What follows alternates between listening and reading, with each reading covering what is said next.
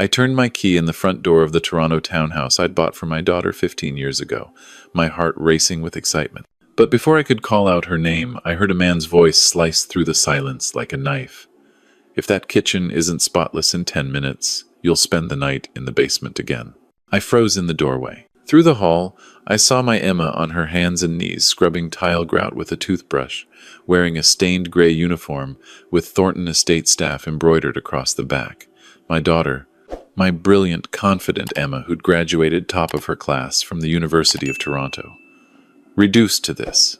My name is Robert Morrison, and this is the story of how I came home from 12 years working oil rigs in the North Sea, only to discover my daughter had become a prisoner in her own home. Before I share what happened next, I'd love to know where you're watching this from. Drop your location in the comments. I'm curious if you're having your morning coffee in Vancouver, your lunch break in Halifax, or winding down for the evening somewhere across this beautiful country of ours. The flight from Aberdeen to Toronto had taken 9 hours, but those hours felt like nothing compared to the 12 years I'd spent away. 12 years of brutal North Sea winters, of missing birthdays and Christmases, of video calls that never quite captured the warmth of a real hug. But every day of that sacrifice had been for Emma and her 5-year-old daughter, Sophie, my granddaughter I'd only met through a screen. The taxi pulled up to the familiar red brick townhouse on Roncesvalles Avenue. Same black shutters, same maple tree in the front yard where Emma used to read books every summer afternoon. This house was my gift to her before I left for Scotland, my way of ensuring she'd always have security, always have a home to call her own. I stood on the sidewalk with my single worn duffel bag, hands trembling as I pulled out the key Emma didn't know I still had. This was meant to be the surprise of a lifetime. I'd saved every possible dollar, lived in cramped quarters with 5 other roughnecks, all so I could retire early and finally be the father and grandfather I should have been. The door swung open silently. I stepped into the foyer, grinning like a fool as I prepared to shout, "Surprise!" But that word died in my throat when I heard the cold male voice from the kitchen. If that kitchen isn't spotless in 10 minutes, you'll spend the night in the basement again. My blood turned to ice water in my veins. I moved quietly through the hallway, my boots silent on the hardwood I'd helped install before leaving for Aberdeen. The kitchen came into view, and what I saw made my stomach drop like I'd been punched. Emma was on her hands and knees on the white tile floor, scrubbing at invisible dirt with a toothbrush. Her dark hair, once always styled perfectly, hung limp and unwashed around her face.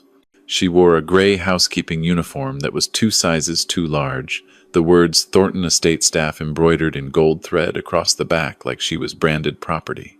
Standing over her was a man I'd only seen in photos, Marcus Thornton, Emma's husband.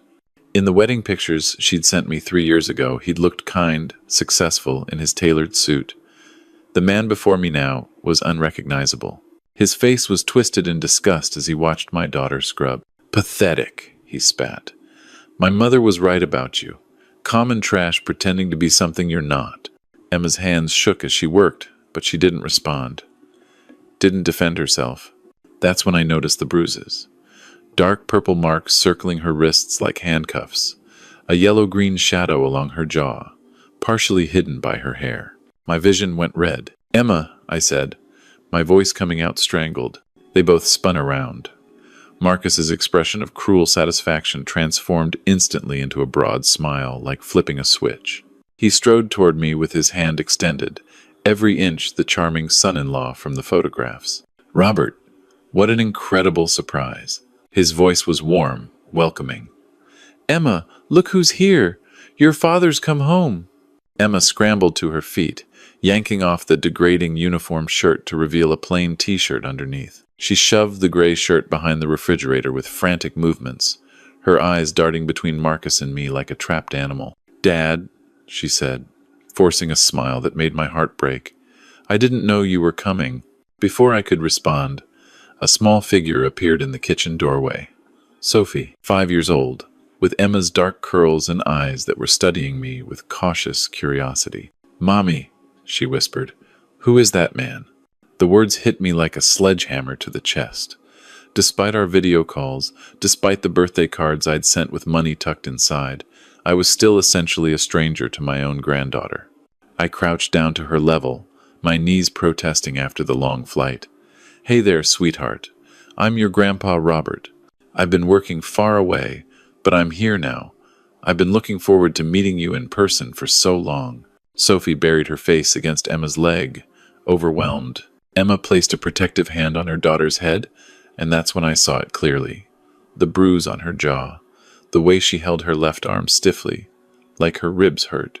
The dark circles under her eyes that spoke of too many sleepless nights. "Emma," I started, but she cut me off with a look that screamed, "Not now, not in front of Sophie." Marcus clapped my shoulder with practiced familiarity, but I felt the warning in his grip. "She's been working so hard lately, you know how women are. Always overdoing it with the housework, then complaining about being tired." He laughed, and the sound made my skin crawl. Something was deeply, terribly wrong. The confident young woman I'd left behind had been replaced by this frightened stranger who flinched at her own husband's touch. My granddaughter, who should have been running into my arms, cowered instead. I needed to find out what had happened to my family. And I had a sinking feeling that the truth would be far worse than I could imagine. 4 hours later, Marcus left for what he called a business meeting, though the whiskey on his breath at 2 in the afternoon told a different story.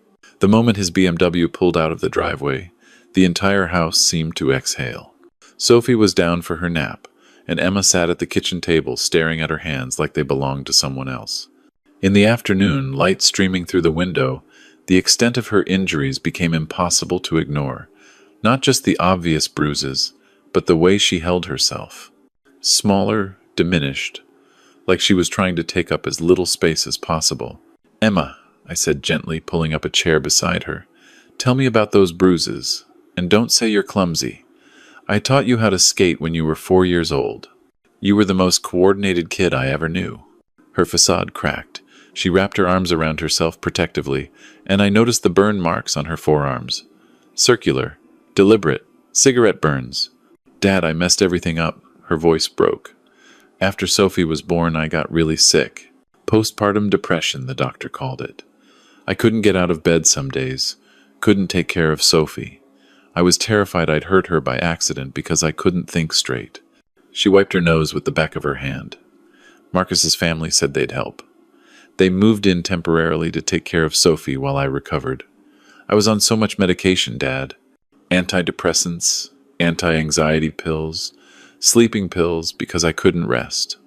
Everything was foggy all the time. My hands clenched into fists on the table. They kept bringing me papers to sign.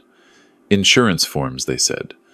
Medical authorizations, power of attorney documents, so they could make healthcare decisions if I was too ill. I signed everything they put in front of me, because I trusted them, because I thought they were helping."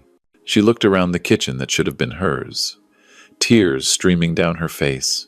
When the fog finally lifted and I could think clearly again, they told me what I'd signed: property transfer documents, an employment contract making me their live-in housekeeper, working without pay to compensate them for the care they'd provided during my illness. Her voice dropped to a whisper. They said I'd signed over the house, that I now worked for the Thornton family. Rage built inside me unlike anything I'd ever experienced. These people had preyed on my daughter at her most vulnerable moment, when she was sick and terrified and alone. "They threatened me," Emma continued, her whole body shaking. "Said if I tried to leave or went to the police, they'd prove I was an unfit mother and take Sophie away. They have lawyers, Dad. Expensive ones. And Marcus's father knows judges. So I stayed. I've been their servant in my own home for 3 years." She walked to a drawer and pulled out a thick folder, her hands trembling as she handed it to me. I kept everything. Medical records, the papers I signed, text messages. I kept hoping that someday, someone would help me understand what really happened. Help me fight back. As I opened that folder and began reading through the documents, one thought crystallized with absolute clarity. The Thornton family had made the biggest mistake of their lives when they decided to mess with Robert Morrison's daughter. That night, I spread Emma's medical records across the kitchen table like a detective working a case. What I found made my blood run cold. The dates told a story of systematic exploitation that was even worse than I'd imagined. Emma had signed the property transfer documents on September 18th. According to her medical chart from Mount Sinai Hospital, September 18th was also the day her psychiatrist had increased her medication dosage to the maximum therapeutic level due to a severe depressive episode. Her chart notes described her as significantly impaired, requires supervision for basic activities. The next morning, I drove straight to Mount Sinai. Dr. Sarah Chen, Emma's former psychiatrist, agreed to meet with me after I explained the situation. Her office overlooked University Avenue, the CN Tower, visible through the window behind her desk. "Mr. Morrison," Dr. Chen said, pulling Emma's file from her cabinet, "I remember your daughter very well. Her case was one of the most severe postpartum depression episodes I've treated in 15 years of practice." She flipped through pages of detailed notes, her expression growing increasingly troubled. During September of that year, Emma was barely functional. We had her on sertraline, lorazepam, and quetiapine. That's a heavy medication regimen that severely impairs cognitive function and decision-making ability. "What does that mean in practical terms?" I asked, though I already dreaded the answer. "It means she was in no condition to make any legal decisions whatsoever. The medication levels we prescribed would have left her confused, disoriented, and highly suggestible. Mr. Morrison, she shouldn't have been signing birthday cards, let alone property transfer documents." Dr. Chen called in Rachel Thompson, the nurse who had worked most closely with Emma during her treatment. Rachel was a woman in her 40s with kind eyes that hardened when she heard what had happened. "Oh my God," Rachel said, shaking her head. "I remember those days clearly. Emma was so heavily medicated that some days she couldn't recognize her own reflection in the mirror. She would stare at people like she was looking through thick fog. I specifically remember one afternoon," Rachel continued, "when she tried to sign her name on a form for us. Her handwriting was so shaky and illegible that I had to guide her hand. There's absolutely no way she could have understood complex legal documents." "Doctor." Chen pulled out Emma's medication log, pointing at the dates with her pen. "Look at this timeline, Mr. Morrison. September 15th through September 25th was her absolute worst period. We were seriously considering hospitalization because she was barely responsive to verbal commands. And they had her sign legal papers during this time?" My voice was tight with barely controlled rage. "If what you're telling me is true, Doctor," Chen said firmly, "then what they did wasn't just morally reprehensible. It was legally invalid. A person under this level of psychiatric medication cannot give informed consent for anything, especially something as significant as property transfer." Rachel nodded emphatically. "I would testify to that in court, Mr. Morrison. Emma couldn't have understood what day of the week it was during that period, let alone the implications of signing away her house." "Doctor?"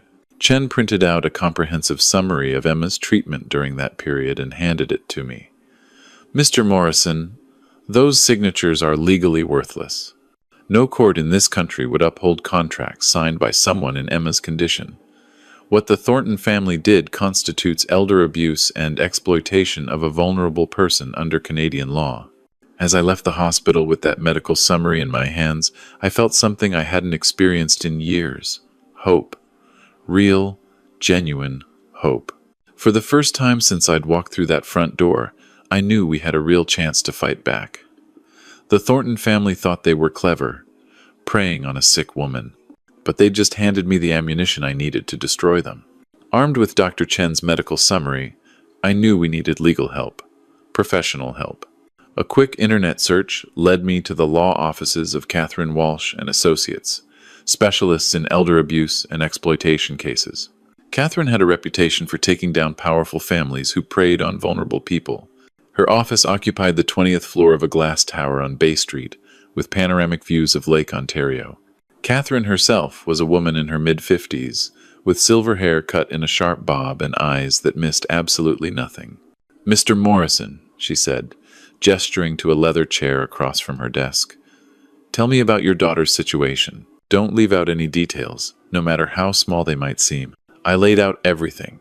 The degrading uniform, Emma's postpartum depression, the suspicious timing of the document signings, and Dr. Chen's medical assessment. Catherine took notes on her laptop, occasionally asking pointed questions about dates, witnesses, and specific details.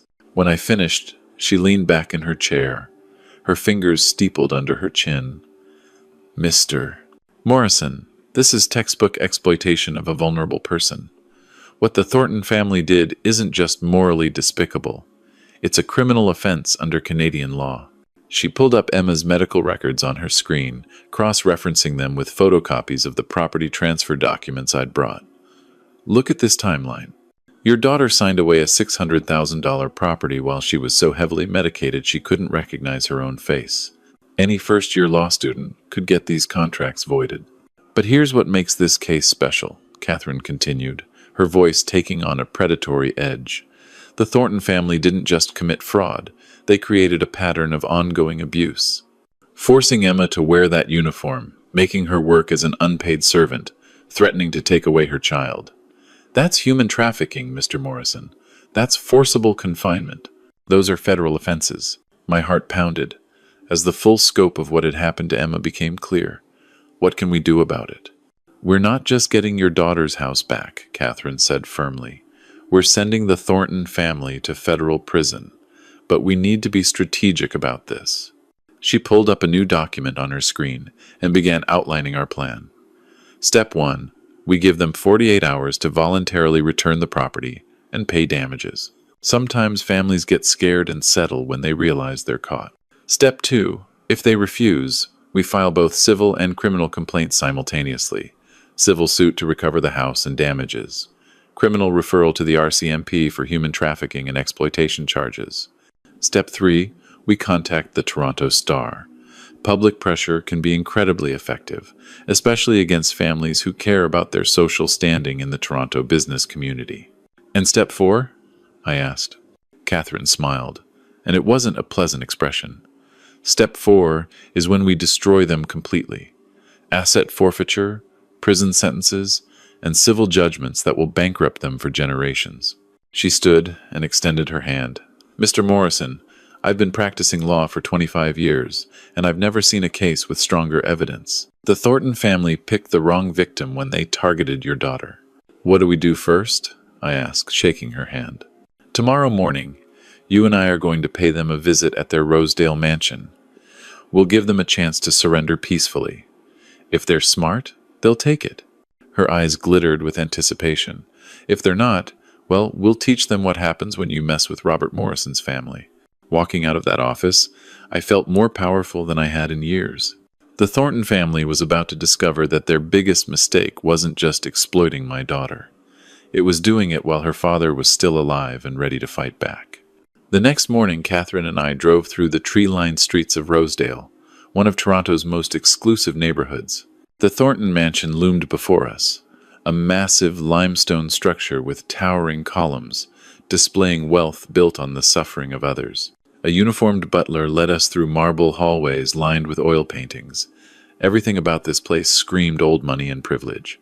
Richard Thornton, Marcus's father, waited in his wood-paneled study, seated behind a massive mahogany desk.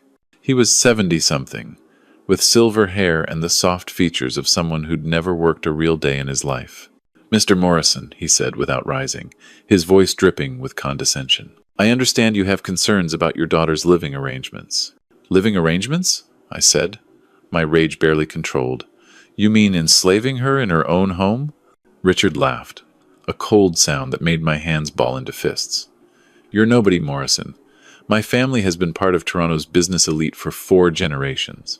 We have connections with judges, police chiefs, and politicians. You think one washed-up oil worker can threaten us? Catherine stepped forward calmly, placing a thick folder on his desk. Mr. Thornton, I'm attorney Catherine Walsh. These are your daughter-in-law's medical records from Mount Sinai Hospital, along with expert testimony from her psychiatrist and attending nurse. She opened the folder with precise movements. On September 18th, Emma signed property documents while under maximum dose psychiatric medications. Dr.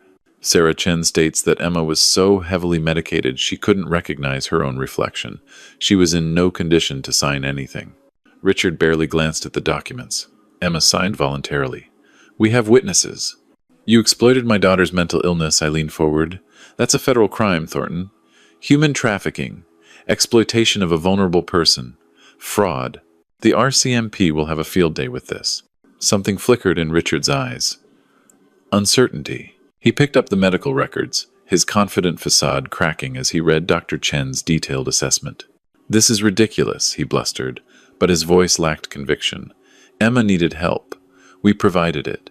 She's grateful for what we've done. Catherine's smile was razor-sharp. Grateful? Is that why she wears a uniform that says Thornton Estate Staff? Why your son threatens to beat her? Why she sleeps in a basement room while you live in luxury in her house?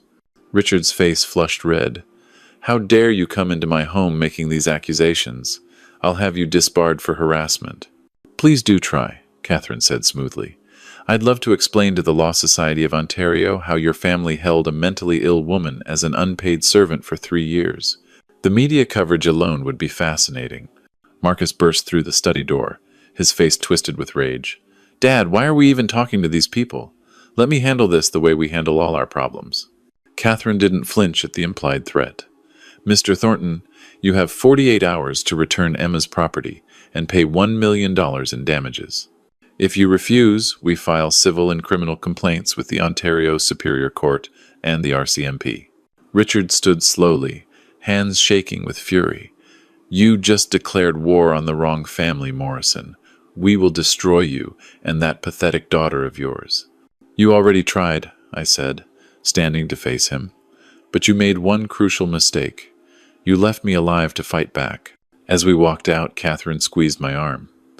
Perfect. They just made threats in front of witnesses. Now we have intimidation charges too. The Thornton family had 48 hours to surrender. Something told me they were too arrogant to take the offer. 47 hours later, the Thornton family's silence gave Catherine all the answers she needed. The Toronto Star's front-page headline screamed, Wealthy Rosedale family exploits daughter-in-law's mental illness to steal home. The article, written by investigative journalist David Sullivan, laid out every damning detail. Emma's medical records, the suspicious timing of the property transfer, and the degrading treatment she'd endured for 3 years. The accompanying photo showed our modest Roncesvalles townhouse next to the Thornton mansion, a visual David versus Goliath that captured everything. Within hours, the story exploded across social media. Justice for Emma began trending on Twitter across Canada, with thousands sharing their own stories of elder abuse and exploitation. Local news stations picked up the story, camping outside both our townhouse and the Thornton estate. My neighbor, Mrs. Kowalski, knocked on our door that afternoon with a casserole and tears in her eyes. Robert, I had no idea what Emma was going through. The whole neighborhood is talking about it. Everyone wants to help. The outpouring of support was overwhelming. A GoFundMe page appeared overnight, raising money for Emma's legal expenses, though we didn't need it. The Toronto Women's Shelter offered free counseling services. Strangers stopped me on the street to express their outrage at what the Thornton family had done. But the real victory came at 3 that afternoon, when Catherine called with news that made my heart soar. Robert, get down to the courthouse immediately, she said, barely containing her excitement. Justice Margaret Harrison just granted our emergency injunction. Emma gets her house back today. At the Ontario Superior Court of Justice, Justice Harrison's voice rang with authority as she addressed the packed courtroom. Based on the medical evidence presented, it is abundantly clear that Miss Emma Morrison Thornton was not competent to sign these documents. The property transfer is hereby declared null and void, effective immediately. The Thornton family's high-priced lawyers looked stunned. Richard Thornton's face turned purple with rage, while Marcus had to be physically restrained by court security when he started shouting threats. Furthermore, Justice Harrison continued, I am granting a restraining order. The Thornton family is prohibited from contacting or approaching Miss Morrison or her family. Violation of this order will result in immediate arrest. 3 hours later, I watched from our front porch as Toronto police officers escorted Emma and Sophie home. Emma carried a single suitcase, everything the Thornton family had allowed her to keep from her old life. Sophie clutched a worn stuffed rabbit, her eyes wide with confusion about why police officers were helping them. Mommy, Sophie whispered as they walked up the front steps. Are we really going to live here now? Yes, sweetheart, Emma said, her voice breaking with emotion. We're home. We're finally home. That evening, as we sat around the kitchen table eating Mrs. Kowalski's pierogies, my phone rang. The caller ID showed Marcus's number. "Answer it," Catherine advised over speakerphone, "but put it on speaker so I can record it. Let's see how stupid he really is." I put the call on speaker. Marcus's voice was slurred with alcohol and rage. "This isn't over, old man. You think you've won? We will destroy all of you. My family has connections you can't imagine. You have no idea what we're capable of." "Are you threatening my family, Marcus?" I asked calmly. "I'm promising you," Marcus snarled. "Enjoy your little victory while it lasts. Soon you'll wish you'd never come back from Scotland." The line went dead. Catherine's voice came through the speaker, grimly satisfied. "Congratulations, Robert. He just handed us another felony charge. Uttering threats is a criminal offense in Canada." That night, as Emma tucked Sophie into her own bedroom for the first time in 3 years, I felt something I hadn't experienced since walking through that door a week ago. Hope. Real, genuine hope for the future. But Marcus's threats echoed in my mind. This battle was won, but I had a sinking feeling the war was far from over. The first week back in our house felt like we were all learning to breathe again. Every morning I woke up to Sophie's laughter echoing through the hallways, a sound these walls had been missing for far too long. Emma moved through the rooms like someone rediscovering a language she'd forgotten, pausing in doorways, running her fingers along familiar surfaces as memories of happier times flooded back. "Dad," she said one morning, finding me making pancakes in the kitchen, "I forgot what coffee tastes like when you're not terrified someone's going to scream at you for taking too long to drink it." Sophie slowly warmed up to me.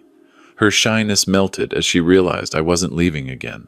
The breakthrough came on Tuesday afternoon when I found her struggling with a bicycle that was clearly too small for her growing legs. "Need help there, sweetheart?" I asked, crouching beside her. She looked up with Emma's eyes, full of determination and frustration.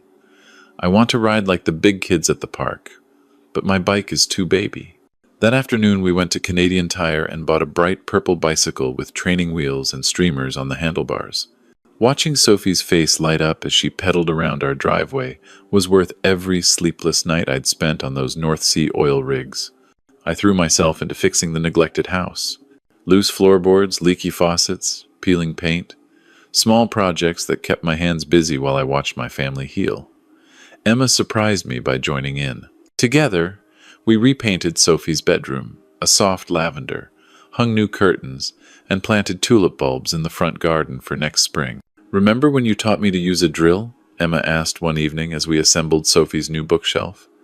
"I was 12, and Mom was convinced I'd put a hole through the wall." "You did put a hole through the wall," I laughed. 3 holes, actually. "Your mother made me sleep on the couch for a week." Evenings became precious. Real family meals with conversation and laughter instead of tense silence. Sophie would chatter about her day at kindergarten, showing me drawings or asking me to read her favorite story about a brave little girl who climbed a mountain. "Grandpa," she said one night, the word rolling off her tongue naturally, "now, will you read me the mountain story again?" My chest tightened with emotion. "Of course, sweetheart. As many times as you want." Emma caught my eye across the room and smiled. A real smile. Not the forced expression from when I first arrived. "Dad," she whispered later while we cleaned dishes, "I forgot what happiness felt like. Thank you for giving it back to us." For 10 days, we lived in this bubble of contentment. Sophie called me Grandpa regularly. Emma's bruises faded, and the haunted look in her eyes began disappearing. We were becoming a real family again, healing together. But Thursday night, as I tucked Sophie into bed, my phone rang. The caller ID showed an unfamiliar local number. "Don't answer it," Emma said, appearing in the doorway with worry etched across her face. But I answered anyway. Marcus's voice was cold and sober this time, more frightening than his drunken rage.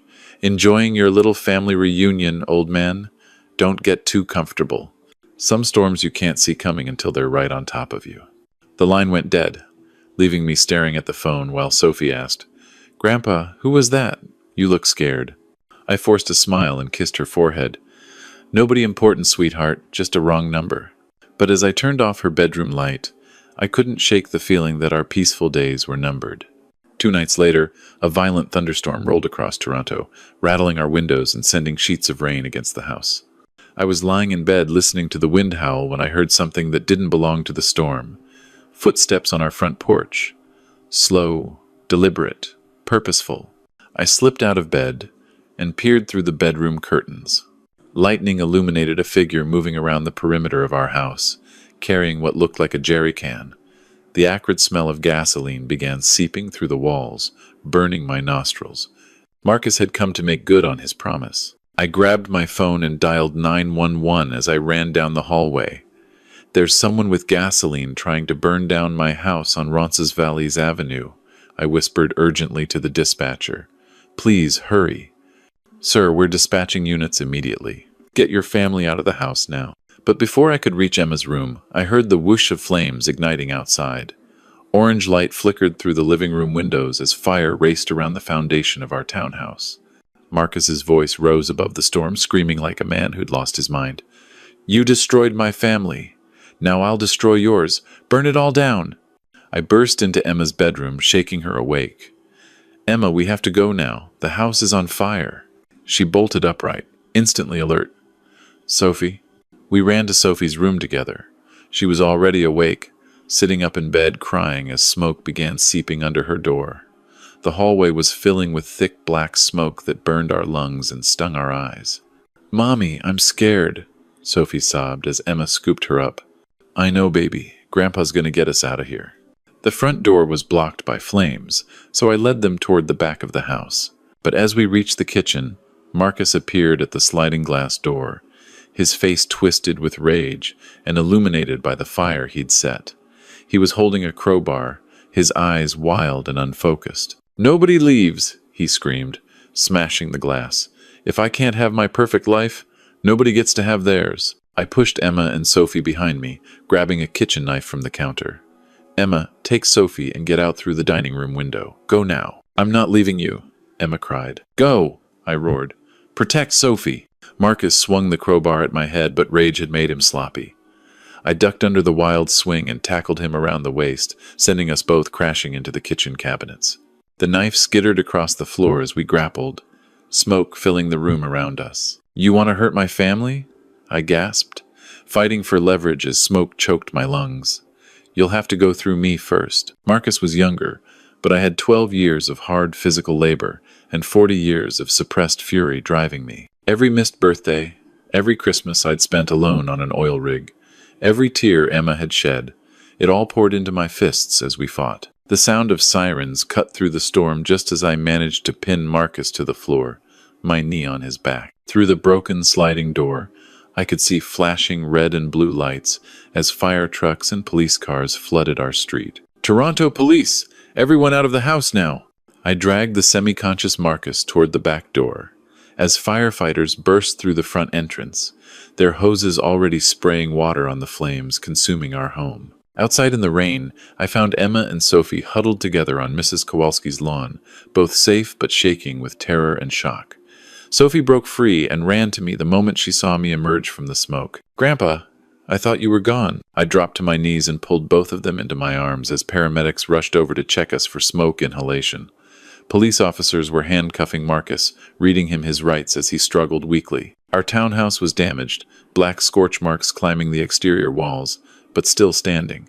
The fire department had arrived just in time to prevent total destruction. "It's over," I whispered into Emma's hair as we watched them load Marcus into a police car. "He can never hurt you again."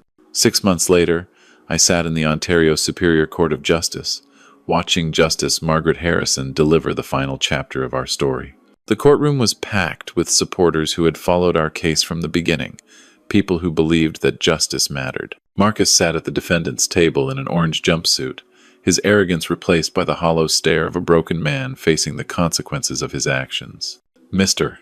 Marcus Thornton," Justice Harrison said with absolute authority, "you have been found guilty of arson, attempted murder, assault, forcible confinement, and conspiracy to commit fraud.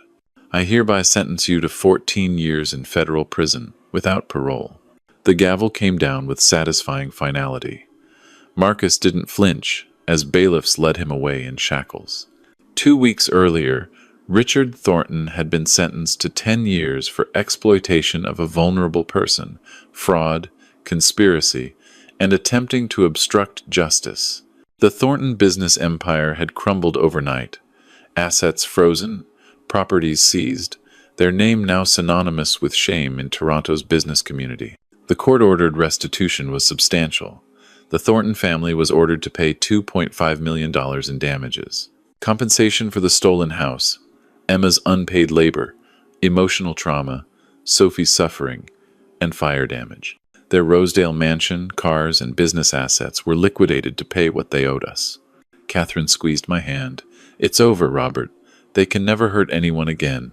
We used the money to rebuild and renovate from the ground up. The townhouse had bigger windows now, a modern kitchen, and a spacious bedroom for Sophie with built-in bookshelves. I had moved my belongings from Aberdeen permanently because I wasn't going anywhere ever again. "Dad," Emma had said when I announced I was staying in Toronto for good, "are you sure? You worked so hard for so many years." "My life isn't on oil rigs anymore," I'd replied.